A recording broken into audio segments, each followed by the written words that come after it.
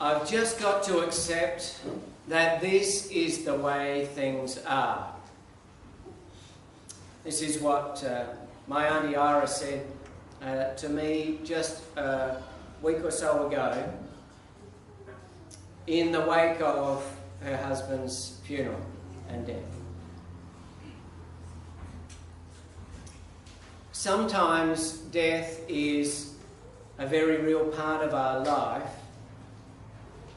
and we can easily get to acceptance. Sometimes we find it very difficult to get to that place of accepting it. In general, when it's not so close, it's easy for us to say, oh yes, there's no life without death, there's no love without then losing, no embracing somebody without at some stage letting go. We get that at a head level, but it's a little bit harder when we have to actually do it at our heart, isn't it? And I know for some of you that is the case even this day. Some years ago, a lady called Elizabeth Kubler-Ross decided that from her research and from her work with people, that there were stages of grieving that people go through. And she listed a bunch of them and said that everybody goes through the same stages, maybe faster than others, and you might even go back to the start and go through them again, depending on who you are. But she named these different stages, and there were things like denial, resistance and bargaining, where you sort of start out in the stages of grieving. But the last stage was the stage of acceptance, when you come to accept that this is the way things are. And maybe that's the best that we can hope for when we are walking through the valley of the shadow of death.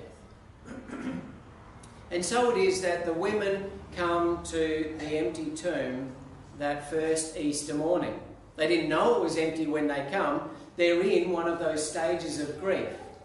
And maybe it's because they've already accepted, well, we saw Christ die on a cross on Friday. We know his body was put in a tomb. That's it. They come looking for the tomb with their flowers, with their perfumes, with the things to show respect, the last tribute that they could make, perhaps.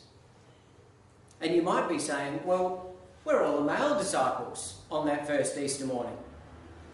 That's a good question. If we look at their behaviour over that last night, when one by one or in groups and pairs, they either denied Jesus, they betrayed him, or they just plain ran away.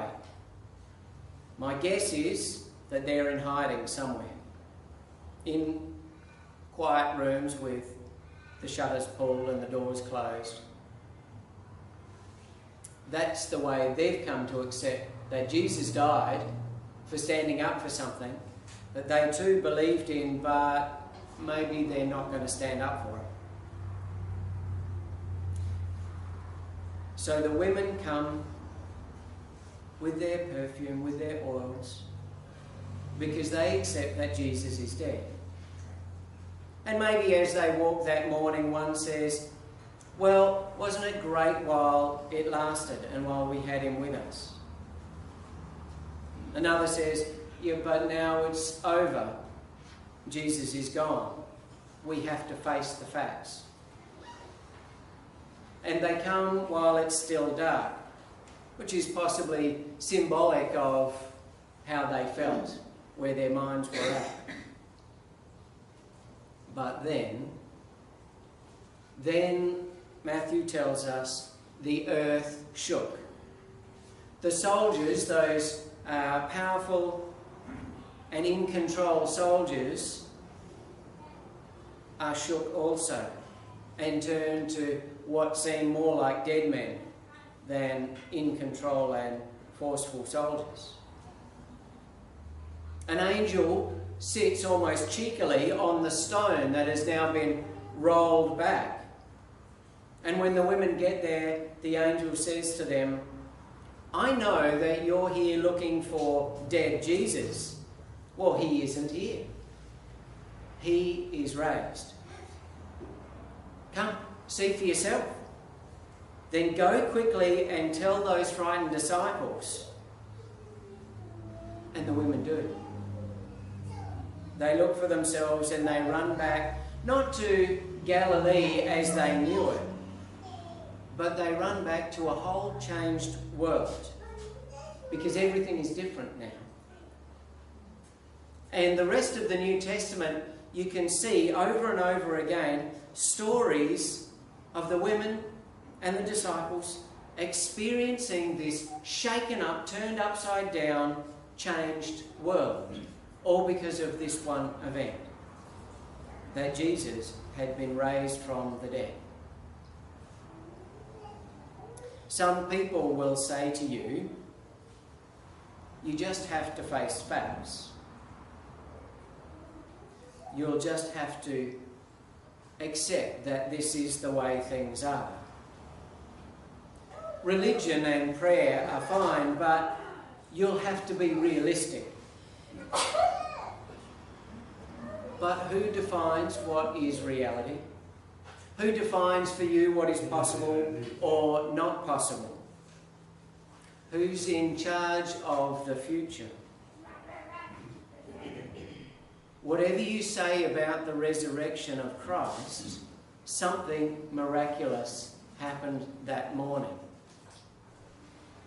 Something miraculous happened to turn those completely defeated cowards into joyful preachers of the good news.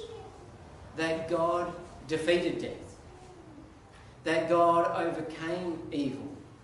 That God has triumphed when they thought it wasn't possible. And they preached it from the rooftops. They went and told everybody they could that it was true not just for Jesus, but it was true for them, and that it was offered for those people they were talking to. Easter isn't a story about a dead body come to life. It's a whole new world. It's a whole new world. Just, about this time, maybe a little later than this, last year, I was on a flight, and maybe you've been on the same sort of experience, same sort of journey, where you wake up one winter morning and you look out and think, it's grey and it's a yucky day outside and I can't see the sun, and what a day to be flying on a plane. And you sort of trudge your way off to the airport, making an early start, as we have to.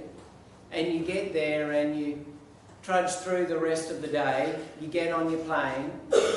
And then, as you're looking out the window, after you take off, you come through that grey, dark, dingy day, and you get up above the clouds. And you realise, it's bright blue sky up here. The sun is shining. And it's a perfect day.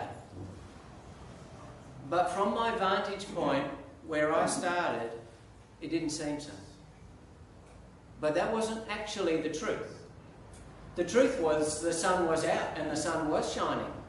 And it was a beautiful day. But from where you stood, from what you'd been told, you thought it was going to be miserable.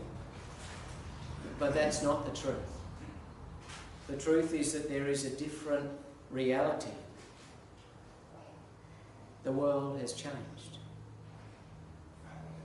The disciples had their vantage point changed, and they saw beyond the clouds, if you like. They saw the world as it really was, as God saw it. And it was a beautiful new day. And the sun was shining. Did you come here this morning in an attempt to face facts, thinking that maybe doing something faithful would enable you to get through those dark days or the valley of the shadow of death? Did you come here because you wanted to know the truth? Well, I'll tell you the truth. I know you came looking for dead Jesus, but he isn't here. He isn't dead anymore. he is risen. Come and see for yourself, and then go quickly and tell someone that God has triumphed in you. Amen.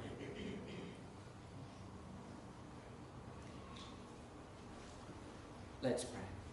Loving Lord God, I give you thanks. Thanks that Christ has come into each one of our lives. Even when we don't know it, even when we see the day is gloomy and that the clouds are dark, when life is crashing in around us. Lord God, we thank you that Christ came for us, especially in those times, to turn our world upside down, to turn death into new life, to turn hopelessness into hope and faith. For in you, the world is different. In you, the reality of what matters, of what the end is actually different. Our hope, Lord God, is in you. And in Christ you sent into our world, into our lives. And so for him we thank you.